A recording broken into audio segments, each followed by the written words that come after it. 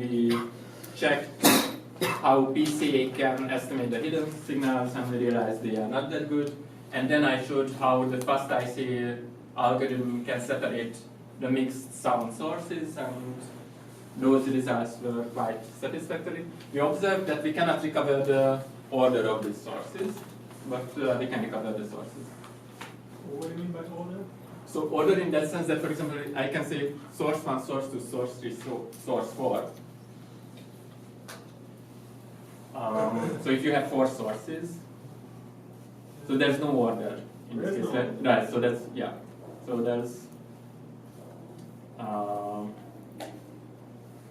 there's no order, and we cannot say anything about the order. Okay, that's the point.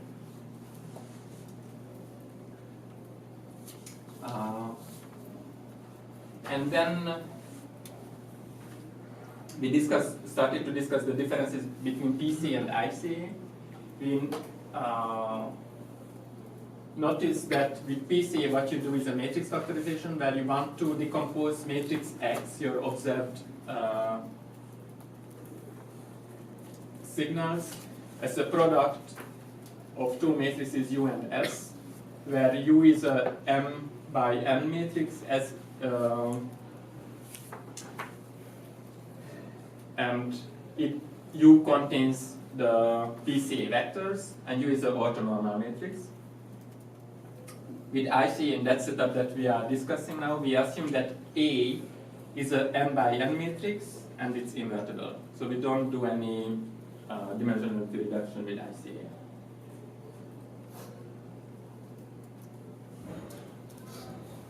Okay, so with PCA, we want to decompose the matrix X as U times S, where U transpose U is the identity matrix. With ICA, we want to decompose X as A times S, where A is invertible. PCA does compression, so U is usually it has less number of columns than rows. With ICA, in that setup that we are studying, we do not do any compression. That is, the number of sources is the same as the number of microphones. PCA operates on the covariance matrix. In that sense, it removes correlation, but it doesn't deal with higher order dependencies. It just works on the covariance matrix, and that's it. The goal with ICA, however, is to remove higher order dependencies from the data as well. So to make it as independent as possible, not just uncorrelated. And PCA, it orders the components in that sense that there are more important components than others. The first eigenvector is more important than the last one, for example. ICA, in the components, they are equally important. Can you go back to, so you say ICA, the previous one, yeah. Higher order dependence? Yes. So,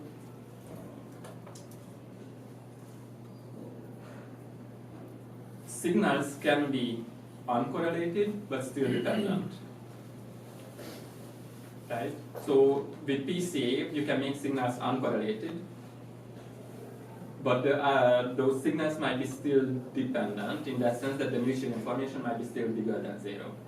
So mutual information characterizes exactly if 2 signals are dependent or independent. If the mutual information is 0 between random variables, it means that those random variables are statistically independent. They could be still uncorrelated. Okay, so question.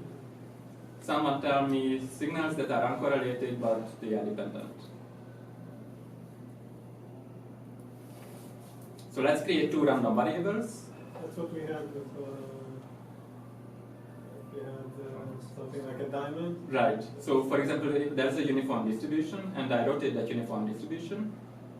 Then because of the rotation, the correlation won't change. Those signals are uncorrelated, but still dependent. So with IC, we want them to remove those higher order dependencies, higher order correlations. So those dependencies that are more than just correlations, that's what I mean. I want the mutual information to become 0 in those signals, not just uncorrelated. Okay?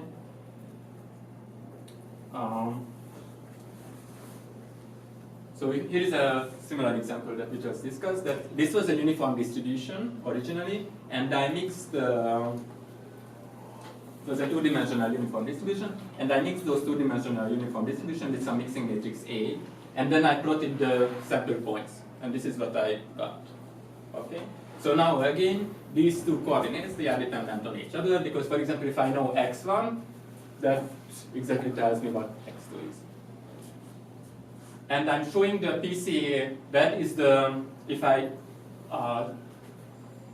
use this as a data set and I do PCA on this data set, this would be the first principal vector because this is the direction of the largest eigenvector. And this is the second PCA vector. With ICA, however, you are looking for those angles, like these green angles, such that along these angles, the coordinate, the distribution of the projected coordinates become as independent from each other as possible. So along this angle, the distribution is uniform. Along that angle, the distribution again is uniform, and they are independent from each other. If I'm telling you the coordinate along this axis, that won't tell me any information about the other axis. Okay, so that's one geometrical interpretation of IC, and that's one difference between IC and PC. You can also see that these IC angles, they are not even, the vectors are not even orthonormal to each other. Does it make sense? Good. Okay, this is the same thing, just on another data set. In this data set, this would be the direction of the first PCA vector, because this is the direction of the largest variance. With ICA, you would decompose the data set along these curves. Another difference is that, you remember, we had this experiment that we studied what kind of eigenvectors we would get with PCA on a natural image. And we got these chessboard basis vectors. So what we did, that we had an image, we broke this image to image patches, say 12 by 12. On those 12 by 12 image patches, they were represented as 144 dimensional vectors. And then with PCA, we compressed the dimension to 60, and these were the, 61st PCA eigenvectors. With ICA, however, if you do the same thing, but instead of PCA, you do ICA, these would be the ICA vectors, I would say. So what you can see that these eigenvectors, they are very different than these chessboard kind of PCA eigenvectors. What we have here that somehow these basis vectors look like wavelets, right? That they are zeros almost everywhere except on a small location, and actually these wavelets are called Gabor wavelets. And that's an interesting question why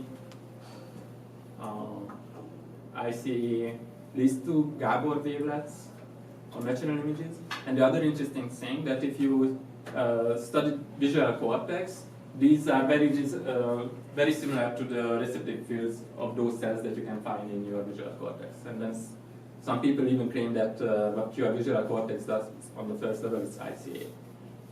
Right?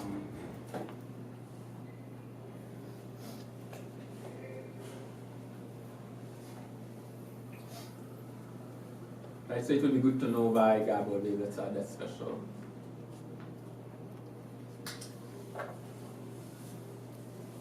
Here I just collected a list of ICA applications. So there are lots of them. So actually there was even a conference on ICA for many years. The topic of the conference was just ICA, independent component analysis and blind source separation. That was the name of the conference. What happened? Now it got extended. Now it's called latent variable models and blind source separation and independent component analysis, I believe. So now you can study like non-negative matrix factorization as well. So any kind of latent variable models that you can submit to that conference. So it extended the scope a little bit. So ICA is for image denoising, microarray data processing, used in astronomy applications, face recognition, used for clustering, classification, used in deep neural networks as well to learn feature vectors. It does IC, and actually there are IC algorithms that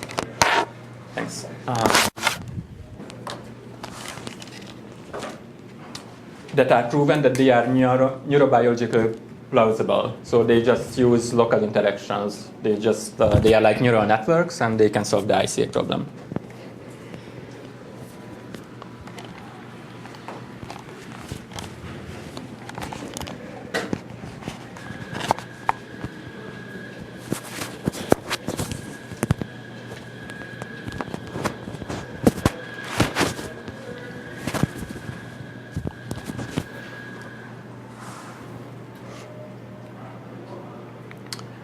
All right, so I just want to mention one important application is that processing EEG data.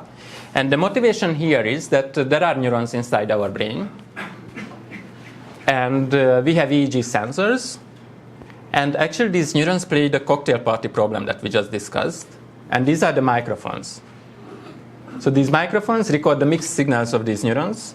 But we are not interested in the mixed signals. We are interested in the signals of the neurons. So from these recordings, we want to estimate the activities of these neurons. Okay, so that's the motivation. There are some slight problems with this though, that IC assumes that all the sources, that is the neurons, are independent, and we would be in big trouble if all those neurons would be independent in our brain. So that's not true, but maybe what might be true is that there are groups of neurons that somehow work independently from each other. That's one problem. Another problem is that in these algorithms that we discuss, we need more microphones than sources. And that's not really the case here, that in a EEG application, you might have, say, 128 microphones, but usually we have more neurons than 128, right? And the application is that these EEG activities are contaminated with various noises. For example, if you watch a monitor and you have an EEG sensor on your head, then from the monitor, you would get electric noise that would contaminate the EEG activities. Your vessel pulse or your heart, that also contaminates the EEG activities, or even if you blink, that can ruin the measured activities. So, but the assumption is that many of these noises are independent from your neural activities, and let's try to find them with independent component analysis and remove them from the recordings. Okay, so for example, these are the raw EEG measurements. That's what we get.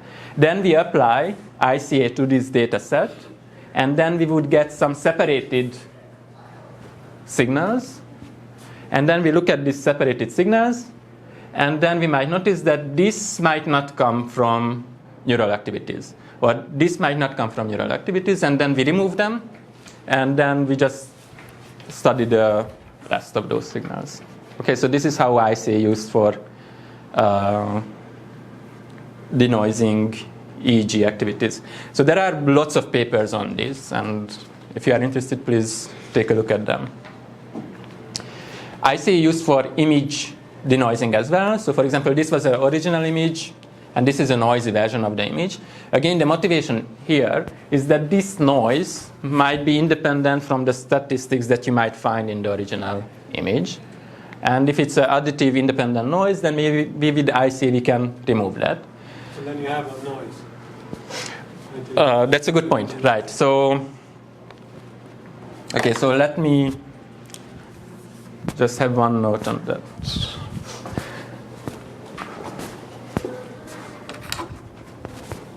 So what we study in this class is this. X is A times S. Okay?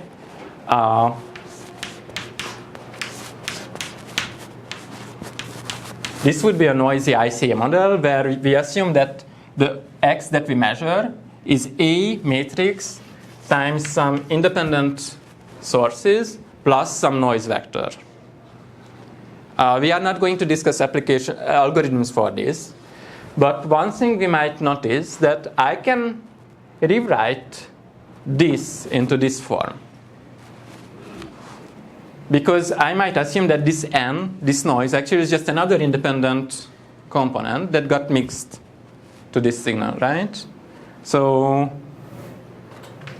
I have matrix A, and I have vector S,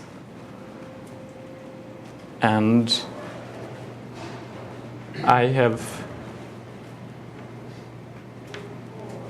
oops, let me do it.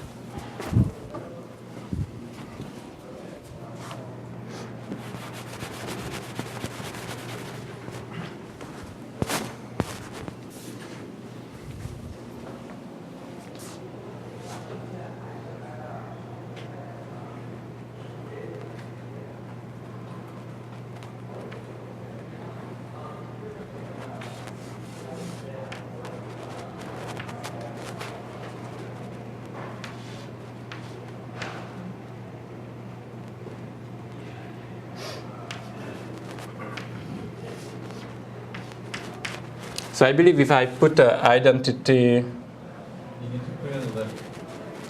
You need to put it on the left. You're putting n on the top. Or you can put n on the bottom. right? There you go. Right. So now this would be a mixing matrix that I don't know, and these would be just independent sources. Okay, so this is S, this is N, and again, then these components are independent from each other.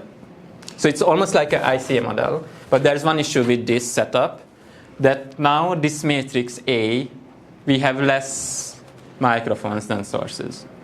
So that's why it's not that easy, right? These are the number of microphones, these are the number of sources. So although this model formally is an ICA model in that sense that you mix independent sources and you observe the linear mixture of that, it's still not that easy to estimate. And that's, but there are papers for that one as well. Okay, and these, the Wiener filter and Median filter, are just standard denoising algorithms in computer vision, and these would be the results. If you use noisy ICA problem, then this is what you would get.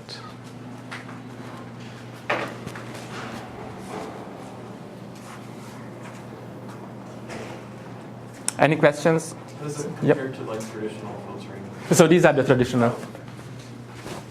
Has someone done any work to show like that it's somehow similar to traditional filters, sort of like how they did with So usually what people show that you get better results with ICA than with traditional filtering, and the motivation is that with ICA you can adapt to the image. With traditional filtering you just have some predefined filters.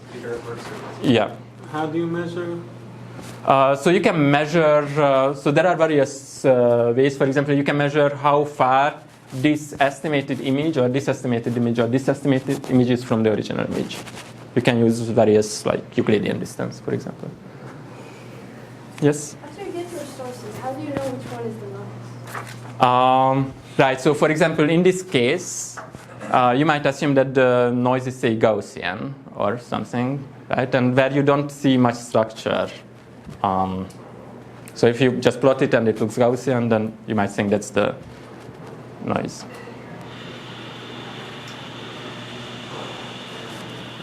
So what are the independent observations then? What are the observations? Right, so here you do the same thing as we did before, that you break the image to image patches. Oh, I see. Okay. And those would be the observations. I want to show another application. So this is ICA used for motion style components detection or decomposition. So what happened is that there were humans showing different kind of motions like running or walking, and there were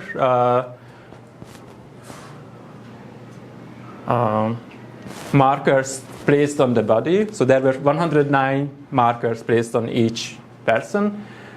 Each marker gives you a three-dimensional coordinate, so you have a 327-dimensional data set. And what these guys did, that they tried to find 6 independent components in this 327-dimensional data, and create new motions with that data. So let me show what's happening. So this is the motion capture data. So there are again 109 markers. So the data is 327 dimensional. So this is walk. This is another walk. This is sneaky. And say I want to somehow mix these motion styles. So one thing you could do, that you could just add these different trajectories, but then what you would get, it just wouldn't look good. So instead what they did, that they decomposed this data with ICA, and then they added the components after ICA transformation, and this is how it will look. So now you can create motions that walk, but with a, say, sneaky style. Right? So it's walk, but still it's a bit sneaky. Or you can be sneaky, but no, walk style. But if you just do that with the raw time series, the results were not that good. All right, there are lots of other applications. It's just we don't have time to discuss them. But let's see how to solve these problems.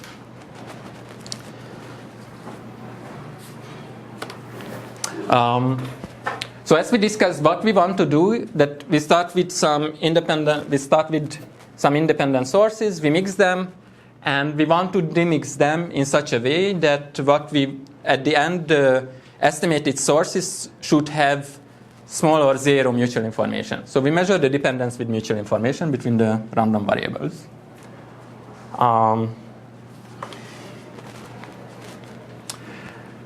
Okay, so the definition of independence is just this, as we all know, that two random variables, y1, y2, are independent if and only if the joint distribution or joint density of these two random variables are the product of the marginal distributions. All right. So if I want to measure how independent or dependent two random variables are, I just need to measure how far this joint distribution is from the product of the marginals. Right? Because I know if the product of the marginal distributions is the same as the joint distribution of those random variables, they are independent from each other. Okay, so now tell me some ideas how to measure how far one density function, the joint density function, is from the product of the marginals. How can we measure this? MMD. Right, that's a good point. So you can use the maximum discrepancy from the homework solution to measure how far these two distributions are from each other. But other... KL divergence? So we could use KL divergence. Expected difference? Expected difference, I should take... So expected difference of what? So you have two distributions, distribution 1 and distribution 2. I want to see how far they are from each other. Okay, so if you fix one of them... Okay. Right? So you are... Actually, that's good what you are saying. Is just... So I have two densities. I don't know, X1, X2, and I have the product of the marginals. This is another density. I want to see how far they are from each other. And we discussed we can use KL, we can use MMD. You mentioned something about expected variables, or you told me something about expectation. So one thing that you can do is that you calculate the expected value according to this distribution, the expected value according to distribution, and see how far they are from each other. But even if the expected values are 0, it doesn't mean that the distributions are the same. But what you can do is that you can calculate the expected value of many functions of these random variables and see if they are all different, and that will be the MMD. Other things we can do. What would be the simplest thing? I couldn't hear. L2, right. So there are just two functions, and I could just calculate the L2 distance.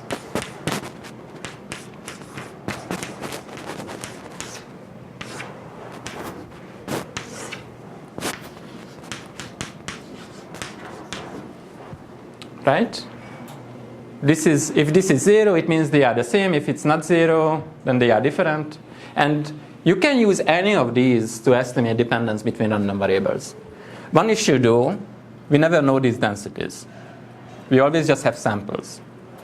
And that might cause some problems. For example, if I want to estimate this quantity here, it's not that easy because I don't know the density functions. I just have the samples. But one approach you can do, that using those samples, you estimate first the joint density, you estimate the marginal densities, you estimate the product of the marginal densities, and then at the end you estimate this integral as well. I'm not saying this is the best approach, but that's an approach. Okay, same with Kullback-Leibler divergence, that I need to estimate this density, and then estimate the Kullback-Leibler divergence of these two densities. And if we do that, then we have a measure of dependence or independence. We will also need the definition of entropy. I hope everyone knows that if y1, y2, ym is an m-dimensional random variable, then this is the entropy of these m random variables. The Kullback-Leibler divergence between two densities f and g are defined by this. And the mutual information is just the Kullback-Leibler divergence between the joint distribution and the product of the marginals. And it turns out that that will be this expression here. Yes? What's this subscript to 1 on the y? On the dy. Oh, no. Here? What's dy? No, the subscript to 1. To 1, page number. Good question, though.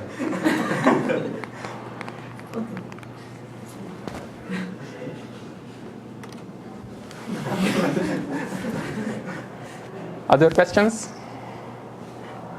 Yeah, sorry about that. All right, so after this, this is the ICA problem. We observe x, which is A times S. S are the jointly independent random variables. And one quick observation that we can make, that if I have S1, S2, Sm jointly independent random variables, we will not be able to recover these exactly. We can just recover them, even if everything works perfectly, we can recover them only up to sign, scale, and permutation. Because of this, that if x was A times S, then it's the same as A times a permutation matrix, or inverse of a permutation matrix, and the inverse of a diagonal scaling matrix lambda times permutation matrix times S. If S1, S2, Sm, they were all independent, then a permutation of them, they are still independent, and if I rescale those random variables, they are still independent. So just from the observed signal x, there's no way that I can estimate this lambda and p. But oh well. But you want them to be independent. I want them to be independent, but I won't be able to estimate, say, the scale of those random variables. They will still be independent if I rescale them, right? But I can never tell whether in the original sources, the original source was S1 or 10 times S1.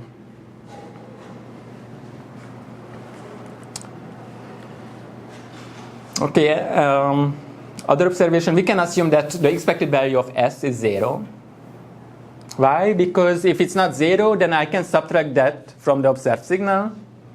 And then x minus expected value of x will be the same as A times S minus expected value of S. And now, this is 0 mean and this is 0 mean. So from now on, we will just assume that the expected value of the signals are 0. We know that the expected value of S times S transpose, that must be a diagonal matrix because they are independent from each other. And because we cannot estimate the scale of them, we will just assume that it's the identity matrix. Okay.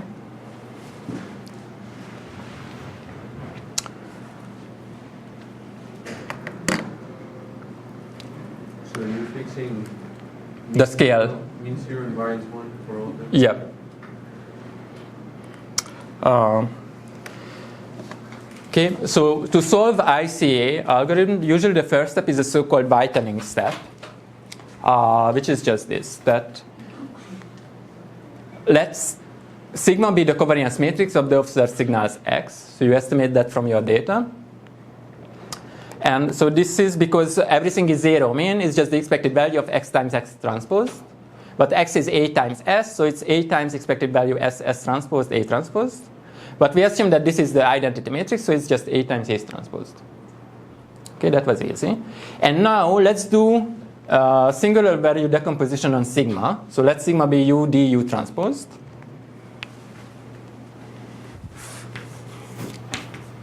U d u transpose. And oops.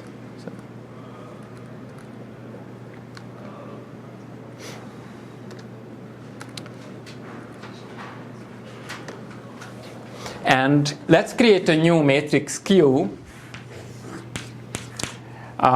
which is just d to the minus 1/2. So this is a diagonal matrix. I just calculate this 1 over the square root of each entry in the diagonal, and I multiply this with U transpose. So that will be Q. And then let me create a new matrix A star as well.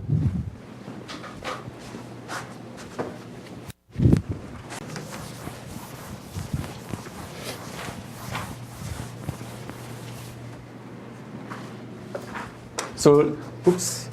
So sigma is U d U transpose. Q by definition is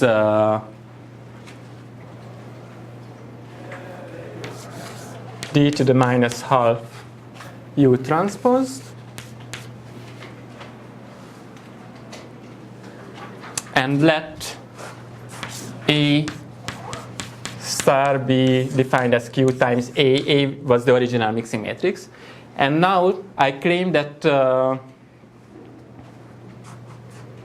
okay, first let me make another definition. So let X star be a transformed data set. Let it be Q times X. So what you do, you have your original data, X. You calculate the covariance matrix, that's sigma. From that sigma, you calculate U and D. From that U and D, you calculate Q. And then you transform the whole data set with this Q, so that will be Q times X. So why we do that? Because for this new data set, we can prove that the mixing matrix of this new data set is just an orthonormal matrix, not an arbitrary matrix that we started with, arbitrary invertible matrix. But in this case, the new mixing matrix will be an orthonormal matrix. Okay? Why? Because of this, that we can prove that the covariance matrix of X star, expected value of X star X transpose, that's just, we can prove that that's the identity matrix. That's very simple. X star is Q times X. Expected value of X transpose is sigma. Sigma was U d U transpose, and Q by definition was d to the minus 1/2 times U transpose. U transpose U is the identity matrix, and so on. Yes? So this is kind of more general. So how can you justify whitening in general? Because sometimes people do it as a pre-processing step, but you're kind of destroying information, like scaling information, correlation information. Right. So why I'm doing whitening? In this case, it's... Yep. So originally, I have to estimate a n by n invertible matrix. After this whitening step, I just have to estimate a n by n orthonormal matrix. And that has less parameters. That's the only motivation why I do this. Right, so the expected value of X star X transpose is the identity matrix. And you can also check that A star times A star transpose, that's again the identity matrix. So this is an orthonormal matrix. So we rewrote the whole ICA problem to an ICA problem which is equivalent with the first with the original ICA problem, and the mixing matrix there is an orthonormal matrix. Okay, and why we like this? Because if the original matrix A was n by n matrix, then after transforming the data with whitening transformation, then in this new ICA problem, the mixing matrix will be orthogonal or orthonormal. And how many parameters orthonormal matrix has? 3 parameters. It's just written here. It's less than n squared. So whitening solves like half of the ICA problem already. Can you go back like that? Sure. Which step? Oh, Q times A. No, A star. I just wanted to see what A star was. A star was Q times A.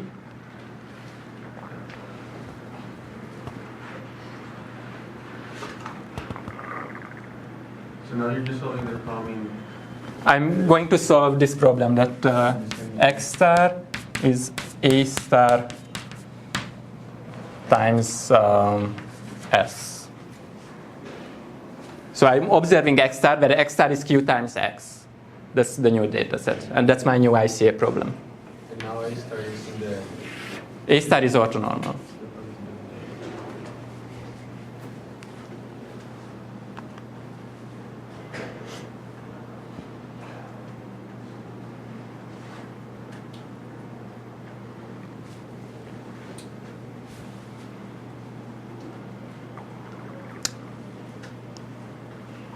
All right.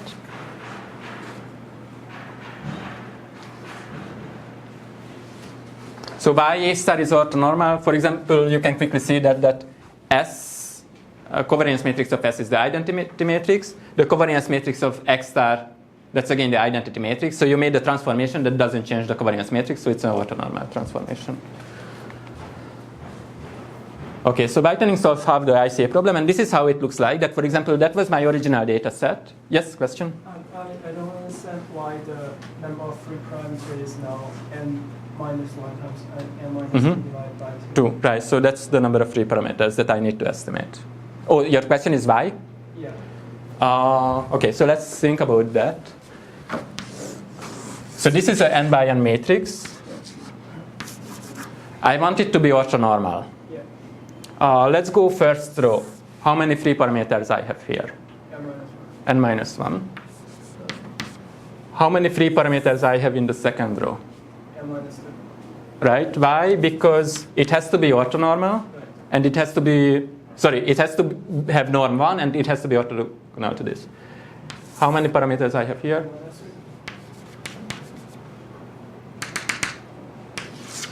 I see. And you just add all these. Oops, it's 0 here, right? Yeah. But it should be n minus 1 times n divided by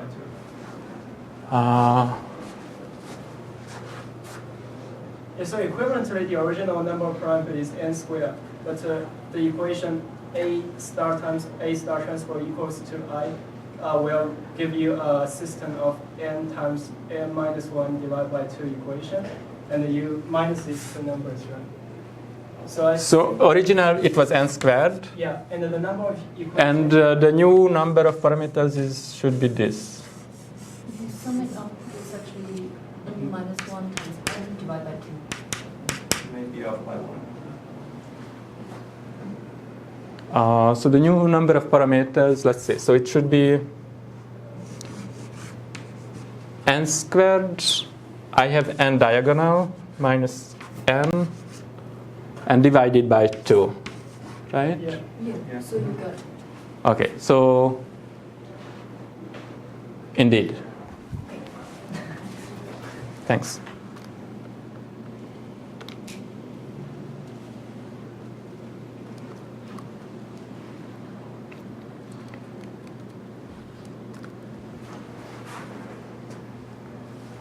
Does this look better? Yeah. Okay, great. Thanks.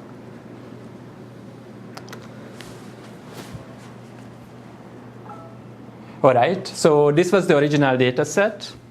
This is the mixed data set with some A. And after whitening, this is how the data set would look like.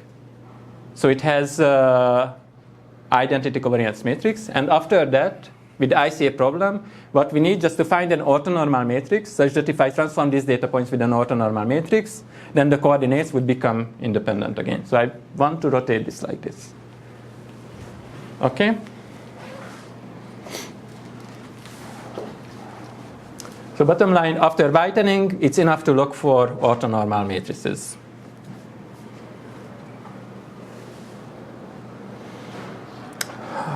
Yes? In this example, would it happen that your mixed data will be transformed after when you write into the correct? Right, so I can never tell whether I need to rotate this way or this way, but that's just corresponding that I cannot estimate the permutation of the coordinates. Right? So in one case, this will be S1, this is S2. In the other case, this will be S2, this is S1.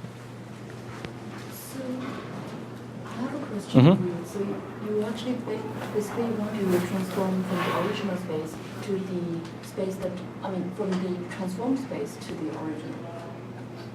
original. So this is the transformed space, right? No, you are actually trying to move from the mixed to the original, right? So this was the origin, right? So sure. Break it down into two steps. One rotation, the other one is through the. Right. So this was the original. This is the mix. This is what I observe. Yes. And after these steps whitening, I can estimate this. Yes. So, so my question is, you have basically broken down your transformation into two steps. Right. One is rotation, the other one is through Q.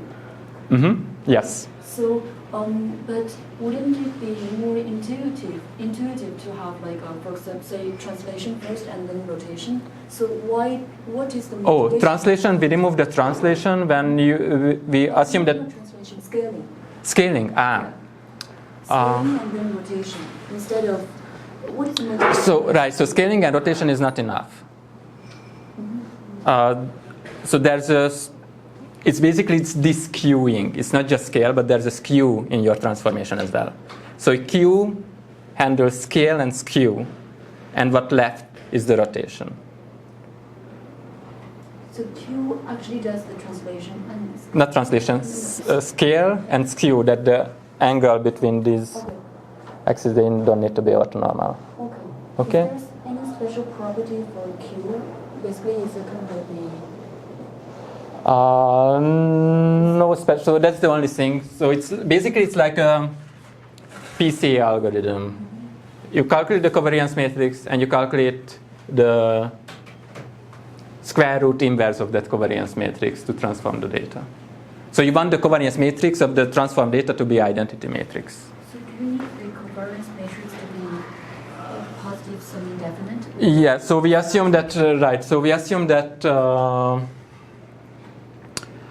S had the covariance matrix identity, and A was an invertible matrix. As a result, the covariance matrix of X is A times A transpose, then that's positive semi-definite by construction. Yes. All right, so here is my question. So now we know that it's enough to find orthonormal matrices. Say we have a cost function as well. How would you find those orthonormal matrices? So we already somehow magically defined a cost function, and you need to minimize that cost function in the space of orthonormal matrices. How would you do that? Use of Lagrangian. SDP. Okay, so let's go step by step. So you would say use like a Lagrange function and punish not being orthonormal. right. So that could be one option to do Lagrangian, where your constraint will be that say A transpose A is the identity matrix. That's one. Okay. Other approach. Semi-definite program. Semi-definite, but what would be the semi-definite? A times A transpose and do Sharatsky factorization or any other kind of factorization. You can go gradients and do that too. Right, so that might work too. All are great. There's another approach that you can also do, and that works very well in practice, and that's called Gibbons rotation. Okay, so what those guys are.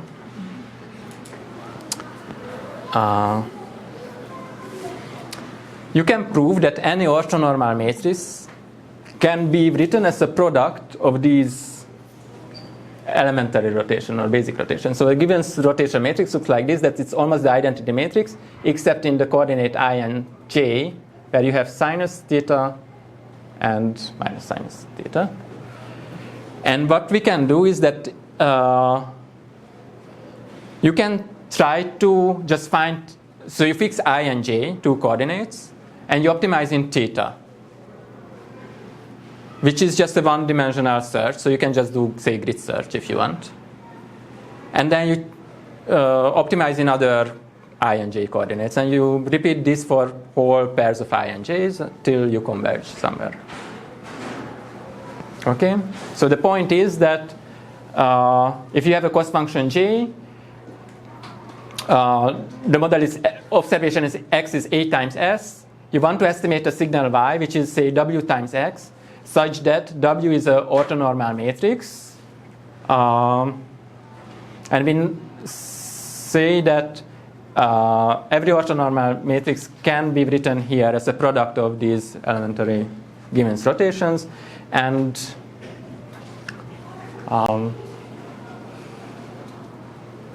that's what you do. Oh, sorry, for indexing, I used P and Q here.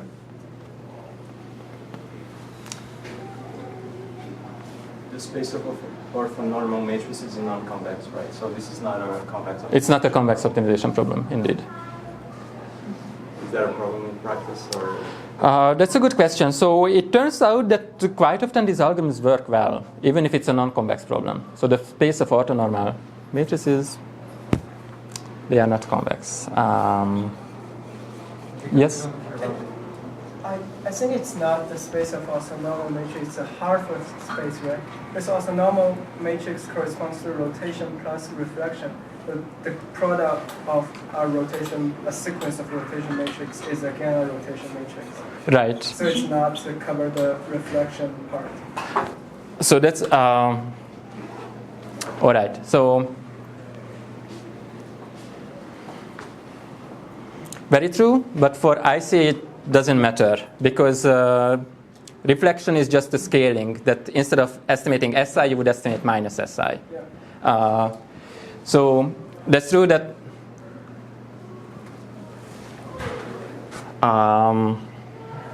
I should also add a plus or minus here, but I just didn't care in this case. Because it's not. Yes? We don't care about the permutations of the components. We don't care about the permutation. Probably there's a number of components factorial of optimal points and any local minimal. Right, so that's a good question. So somehow, so there are lots of local optimum points, but somehow most of them looks good usually. So in that sense that, for example, when we use, so I tried this in, say, 100-dimensional examples, and I think in 90% the results look good. When they don't look, you just restart it again, and next time hopefully you will be lucky. And there are some papers where they say that under some conditions, you can rewrite the problem to be a convex problem as well. But let's not go to that direction now. Yep. W, what's the relation between the W and the A star that we have? Oh, A star was the true mixing matrix after transformation. W is my estimated matrix. So, okay. For A inverse? Right. So ideally what I want, this W should be the inverse of A, or inverse of A up to a permutation. Okay, and ideally what I want this Y to be S, or at least the permutated and scaled S. Why did we go to the trouble of defining A star then? Oh, this is after doing the... After using the whitening. So this X is really... Is X star, right. Oh. Okay, so from now on, sorry, I will assume everything is whitened. The means are 0. Okay?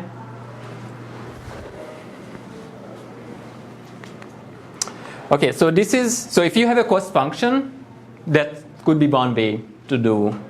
And one famous paper that does that, it's called, the algorithm is called Radical by Eric Lerndmiller. That's the name of the ICA algorithm. If you Google it, you will find it's a GMLR paper. Okay, so this is how we would optimize the cost function. Let's discuss some cost functions.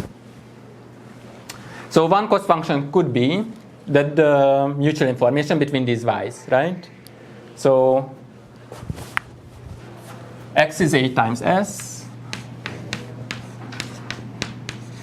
y is w times x. What I want is to find a w that will minimize the mutual information between the coordinates of y's.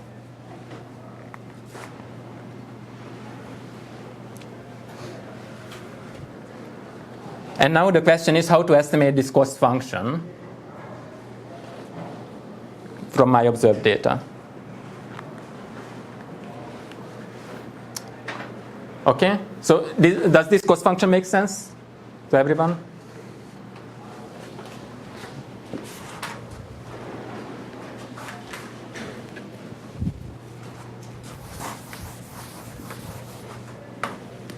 So again, x is a times s, right? Let me define y to be w times x. Y is a vector of m dimensions.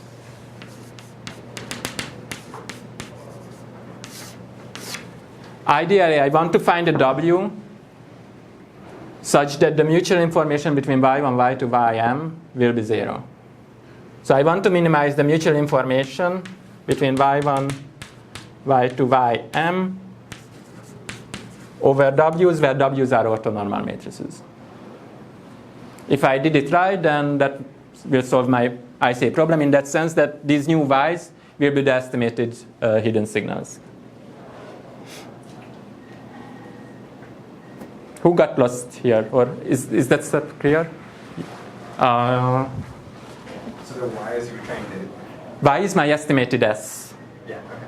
So w is approximately a inverse? So ideally, I want this w to be the inverse of A apart from permutation scaling.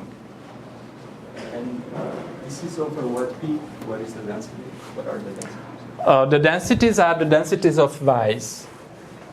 So these are, so y is w times x. I have lots of x's. For each w, I will have lots of y's.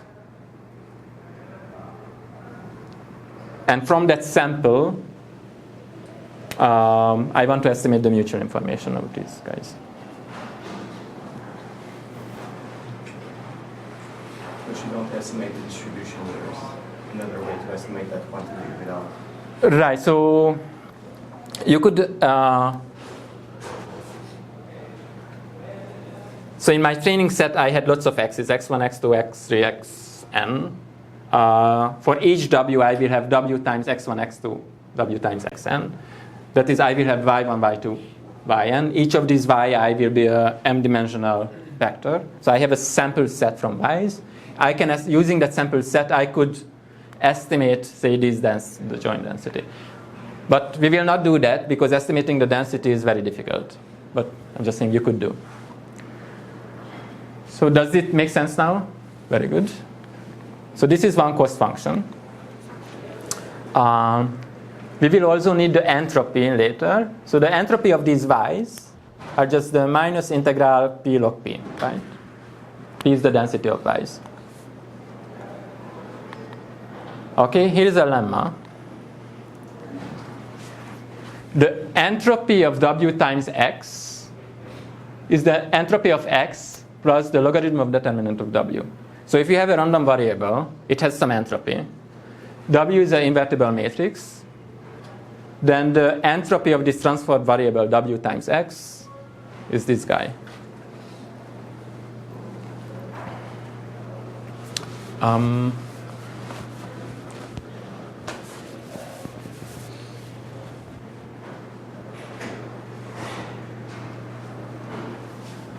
Have you ever seen this, or this is new? What What's the assumption on W? Just sort of normal? No, W is just for any invertible matrix. For any Any invertible matrix, the entropy of W times X is this. So this lemma is the general. Is there a name for this lemma? I don't know. We can come up with a name. But how could you prove it? So if that's a midterm question, say, then you would just run out, or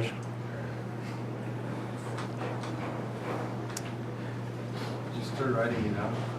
right. So the thing you need to know is that what's the density of Wx, and I hope you know that. So if you have a x random variable with density p, then you should know what will be the density of, say, W times x. There's a transformation for that. That's the new density, and then you can write up the entropy of that new density, and then you will come to this. I see some confused. So at home, please try to check. If you got lost, then let's discuss it. Yes? Oh, if it's not invertible? Okay, so tell me what would happen.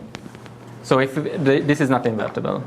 So say I have x, three-dimensional random vector, and W is not invertible. Say I just project x to a one-dimensional. So say, I don't know, I had x1, x2. It had some entropy. And then I want to talk about the entropy of, say, x1 plus x2. Okay, so here is the thing. What we mean on entropy here. So when we talk about entropy, it has to be entropy with respect to some dimension. In that dimension, if it's not invertible, say this determinant would be 0, the logarithm would be minus infinity. So the entropy is minus infinity. It means that in the original large dimensional space, the entropy is minus infinity. But if you would restrict your space to this one-dimensional, just x1 plus x2, then you can define the entropy there, right?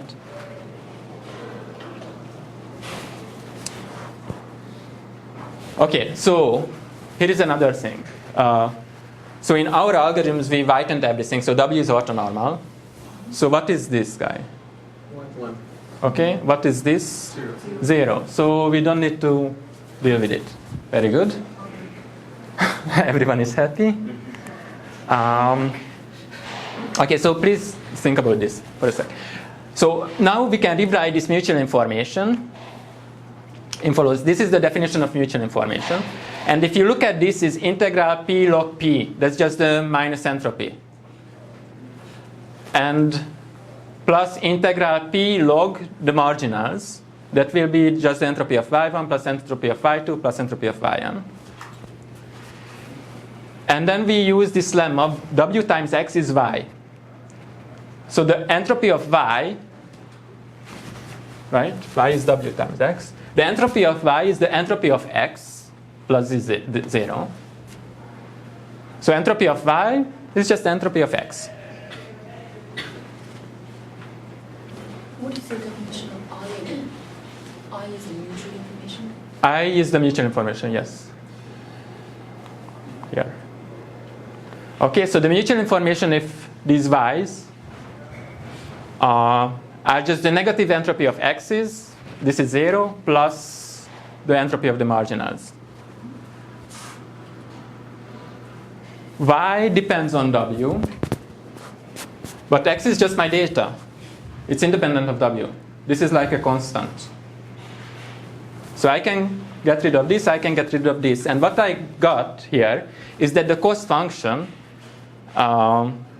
minimizing the mutual information is equivalent to minimizing the sum of these entropies.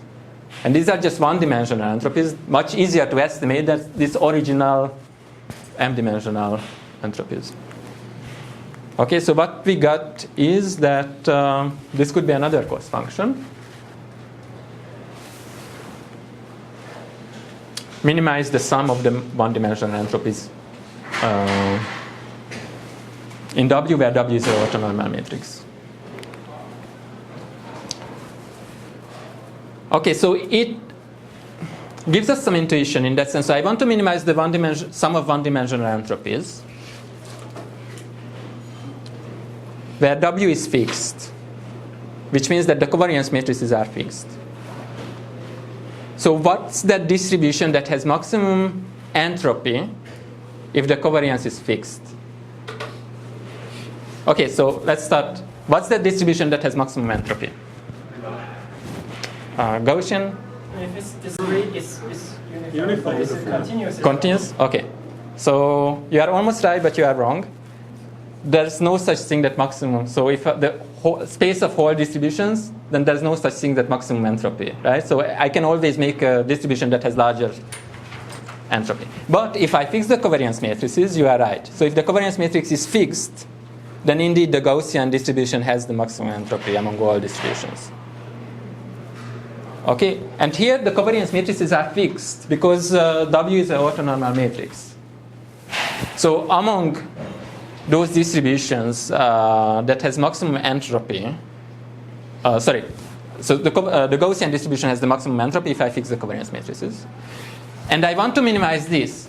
So it kind of means that I want to go away from Gaussian distributions when I do this minimization. So in other ways, try to transform the distribution with W in such a way that you move away from Gaussian distributions.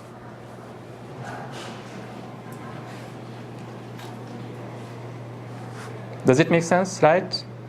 Because Gaussian distribution has maximum entropy, and I want to minimize the entropies. Okay, here is another motivation for the very same thing, that we know central limit theorem. If I add independent random variables, they will converge to a Gaussian distribution. So if I want to demix things, then I need to go away from Gaussian distribution. Right? Because if I add two independent random variables, they move towards Gaussian distribution. If I want to estimate the original ones, then I should go back from Gaussian distributions. So for example, this what happens if I mix two uniform distributions, then this will be the new density. If I mix three uniform distributions, this will be the new density, and so on. If I add more and more uniform distributions, they will converge to the density. I can do the same thing with peaked distributions. So if I mix these things, these peak distributions, they will converge to a Gaussian distribution. So I want to move away from Gaussian distribution. That's the bottom line when I do ICA. And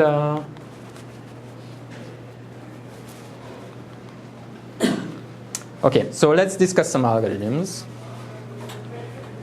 for that. So now we know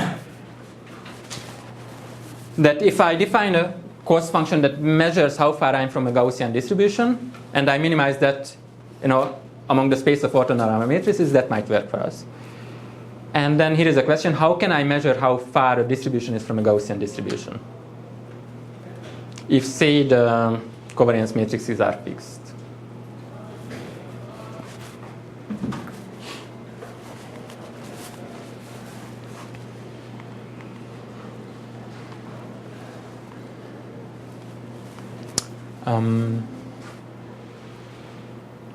What's the third moment?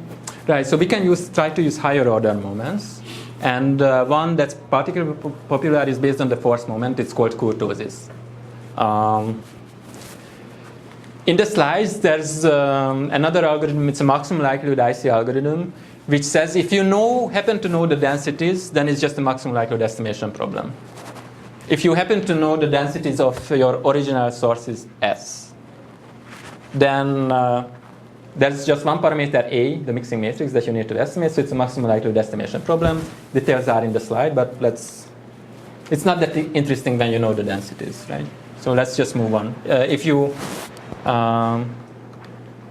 So details are here. I just wrote equations there. Bottom line, if source Si had density Fi, then and you do gradient descent on with W, then this is the final equation. But let's discuss something, right? So this, if you know the densities of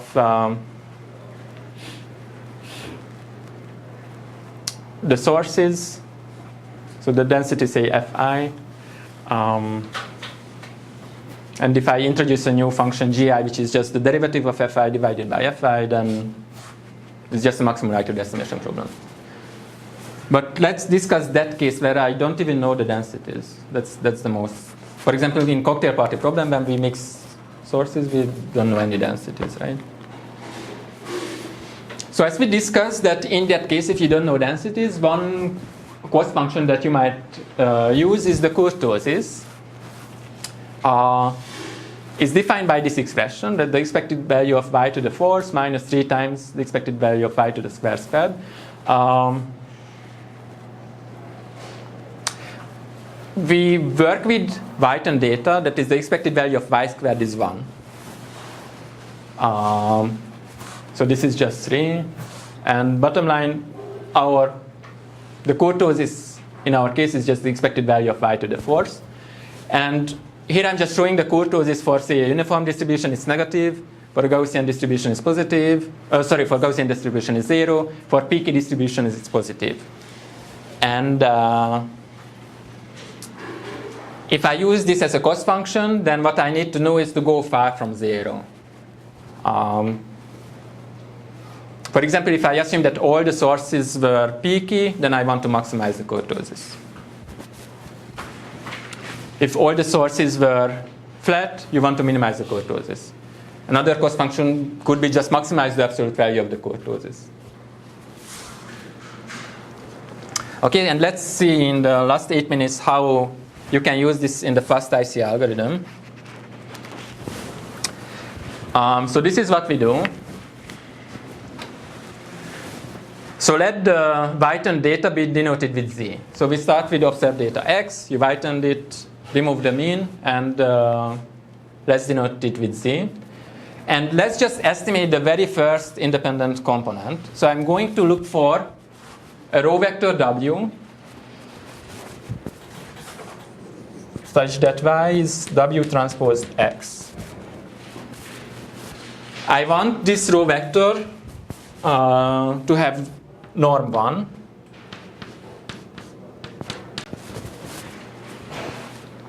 And as we discussed, my independent ICA cost function will be to maximize the kurtosis, say, maximize the kurtosis of this y.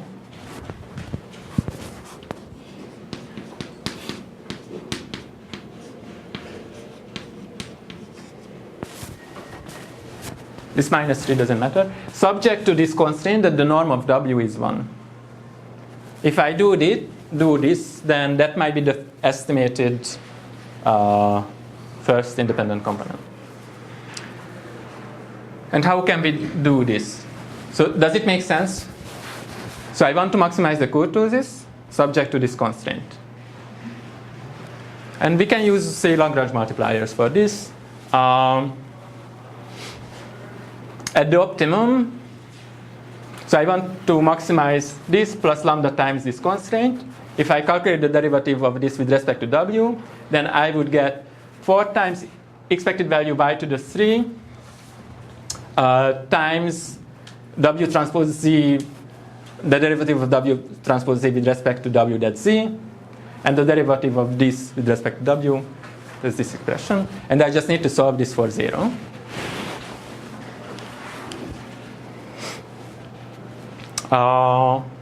So that's all what we need. I just need to solve this expression in 0. And one approach to find the 0 place of an equation is that we can just use Newton methods for that.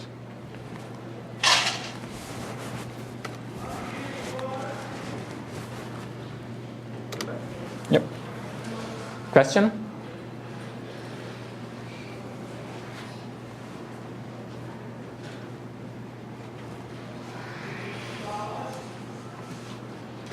All right. So I just keep this part. So everyone knows Newton method, right? So this is what we do, that we start in a point, we calculate the derivative of f and solve this linearized equation when it's 0 and so on. And you can use that for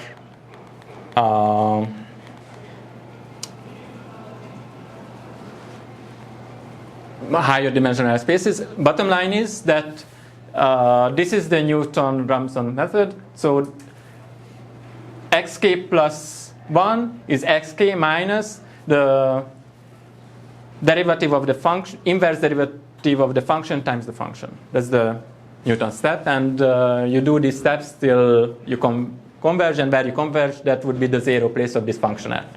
In our case, this function f is just that this function. Oops. Okay, so this is what we want to do. This is our function of w. We want to, so this is again the derivative of the kurtosis plus the constraint from that the w norm is 1. We need to find the 0 place of this function. And we will do that with Newton method. In the Newton method, we need to calculate the derivative of this f. And what's the derivative of this f? Is 3 times 4, that's 12. The expected value of y transpose z squared times z times the derivative of this with respect to w, that's z transposed. So that's this, plus 2 times lambda I. So are you still with me? So we just solve this try to solve this equation with Newton method. And here is one trick that authors of the fast ICA algorithms did. They said that this is the expected value of this times this. Let's just approximate this with expected value of this times the expected value of this.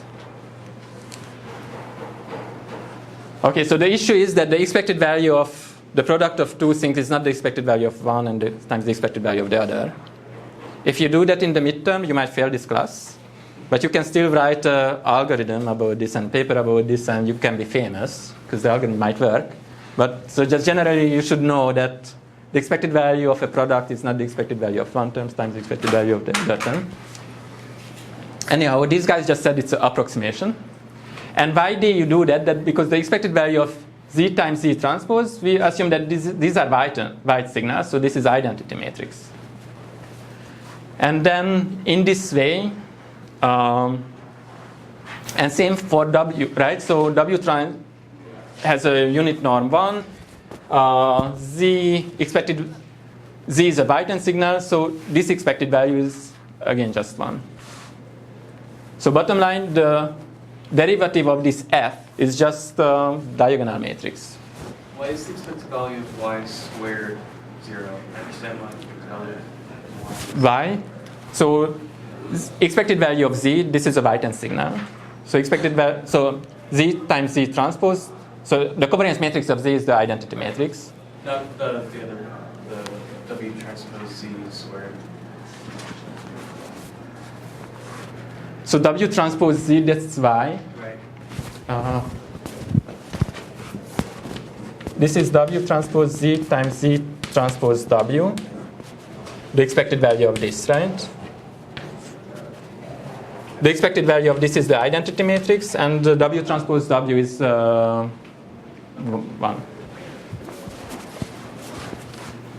All right, so the derivative of f is the diagonal matrix. And then we are almost done. So this will be the Newton step, that wk plus 1 is wk minus the inverse derivative that we just calculated in the previous slide times f. And this is a diagonal matrix, right? That's what we got here.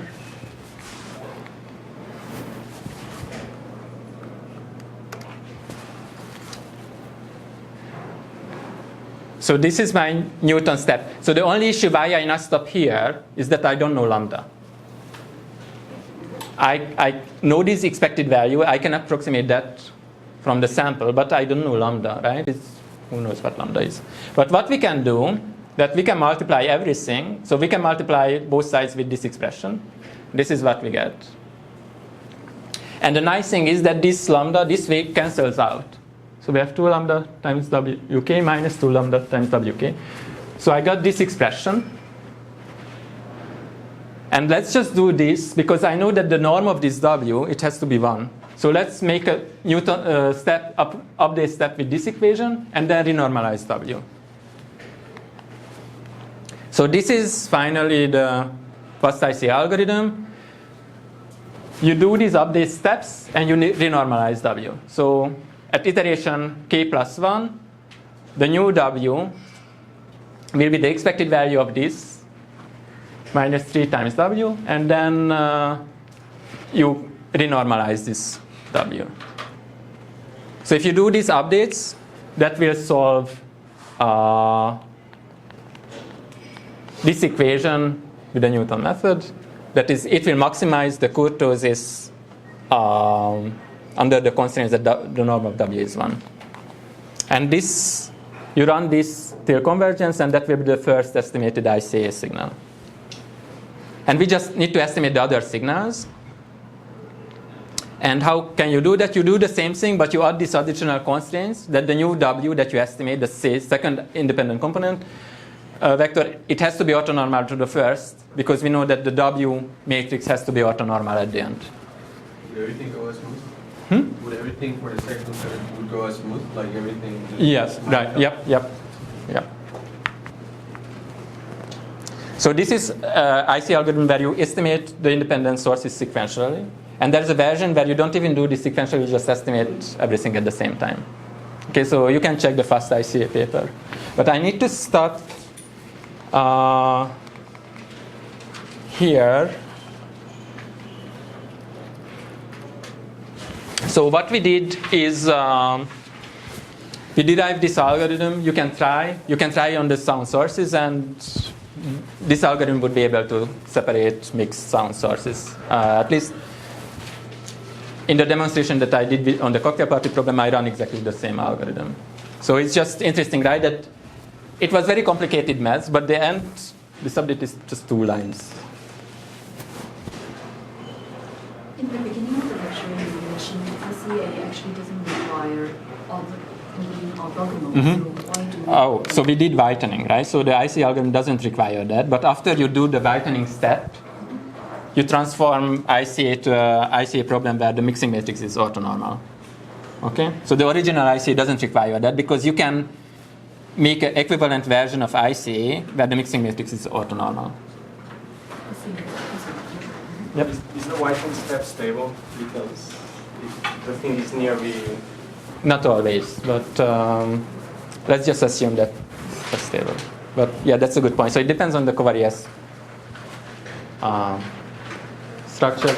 You also need to estimate these expected values, so you need to have large enough samples to estimate that. We estimate higher order moments, third moments. The higher the order, the more samples usually you need to get stable results. But still, this fast IC algorithm, it can separate, say, around 200 sources well in practice.